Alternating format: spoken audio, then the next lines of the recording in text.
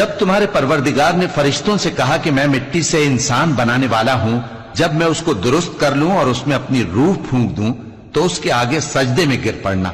सो तमाम फरिश्तों ने सजदा किया मगर इब्लीस के वो अकड़ बैठा और काफिरों में हो गया। अल्लाह ने फरमाया कि ऐ इब्लीस, जिस शख्स को मैंने अपने हाथों से बनाया उसके आगे सजदा करने से तुझे किस चीज ने मना किया? क्या तू गुरूर में आ गया या ऊंचे दर्जे वालों में था? बोला कि मैं इससे बेहतर हूं कि तूने मुझको आग से पैदा किया और इसे मिट्टी से बनाया। फरमाया बस यहां से निकल जा, तू मरदूद है और तुझ पर क़यामत के दिन तक मेरी लानत पड़ती रहेगी।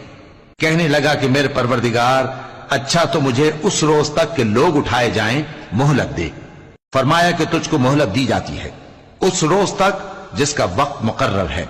कहने लगा कि मुझे तेरी इज्जत की कसम, मैं इन सब को बहकाता